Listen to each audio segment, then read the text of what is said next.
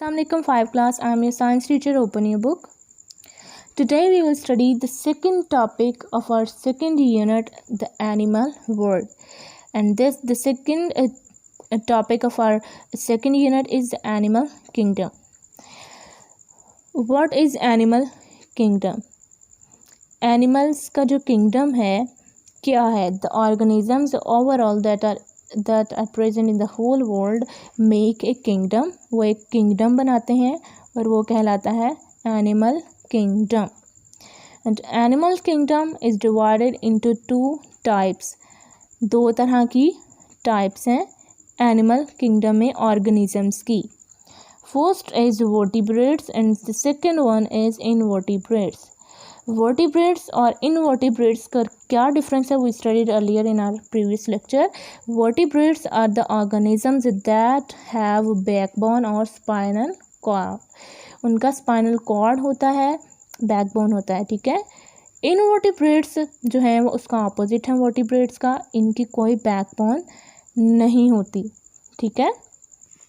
Invertebrates और vertebrates जो हैं वो आगे से क्लासिफाइड हैं और वर्टिब्रेट्स जो हैं वो 5 क्लासेस में डिवाइडेड हैं और इनवर्टिब्रेट्स जो हैं वो 6 क्लासेस में क्लासिफाइड हैं, ठीक है. See here vertebrates are divided into 5 classes: birds, fish, amphibians, reptiles, mammals. See here, invertebrates are divided into 6 classes: arthropods, echinoderms, cnidarians, sponges, molluscs, and worms.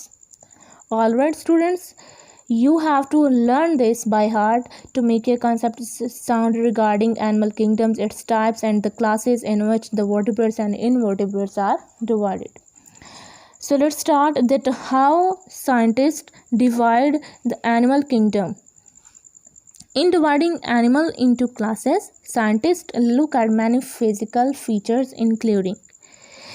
जब बच्चे साइंटिस्ट क्लासिफिकेशन करते हैं ऑर्गेनिजम्स की, animal kingdom के organisms के, living organisms की, तो वो क्या देखकर जो है वो क्लासिफिकेशन करते हैं? फिजिकल फीचर्स को देखते हैं, ठीक है. वो फिजिकल फीचर्स कौन कौन से हैं? We will study now.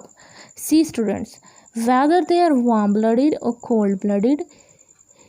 के जो ऑर्गेनिजम्स है, जो एनिमल्स हैं, वो वार्म ब्लडेड हैं या कोल्ड ब्लडेड हैं. अभी हम स्टडी करेंगे that what is warm blooded and what is cold blooded. Secondly, how they give birth to their young, यानी कि वो बच्चे किस तरह रिप्रोड्यूस करते हैं, ठीक है. वो एग्स के थ्रू प्रोड्यूस करते हैं या फिर give birth to their young ones, या वो बेबीज़ के फॉर्म में जो है वो अपनी नेक्स्ट जनरेशन को प्रोड्यूस करते हैं. Whether they live on land और इन वाटर, कि वो पानी में रहते हैं या फिर लैंड पे रहते हैं. वेदर दे हैव फीदर्स, उनके पर हैं, फर, उनकी स्किन है, हेयर है, बाल हैं, और स्केल्स, या उनके जो है स्केल्स हैं बॉडी पे, ठीक है. ये 4 ऐसे फिजिकल फीचर्स हैं जिनकी बेस पर साइंटिस्ट जो हैं वो एनिमल्स को क्लासीफाई करते हैं. ऑलराइट स्टूडेंट्स, क्या क्या है? Either they are warm blooded, cold blooded, either they give birth to their young ones, और they live on land in water, and if they have feathers, fur, hair और scales. Now see students, what are warm-blooded or cold-blooded?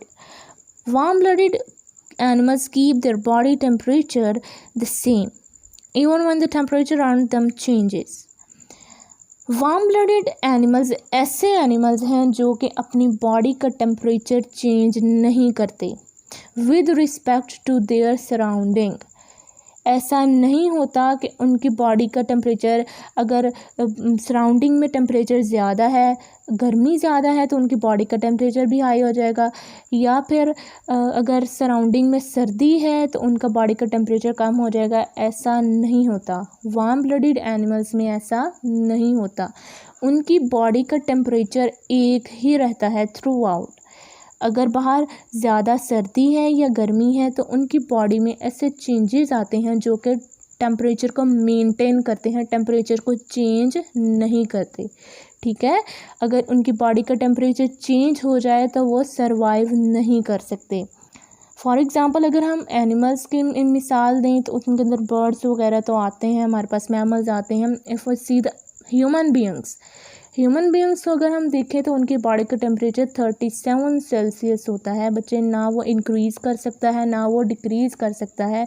अगर वो increase या decrease कर जाए तो हमारी body proper function perform नहीं कर सकती. ठीक है, हमें फ़ीवर क्यों होता है? क्योंकि हमारी बॉडी का टेम्परेचर रेज़ हो जाता है. ठीक है, तो ये है वार्म ब्लडेड एनिमल्स. ऐसे एनिमल्स हैं जिनका टेम्परेचर चेंज नहीं होता with respect to their surrounding. And if we talk about the cold-blooded, what are cold-blooded animals? The body temperature of cold-blooded animals is the same as the temperature around them.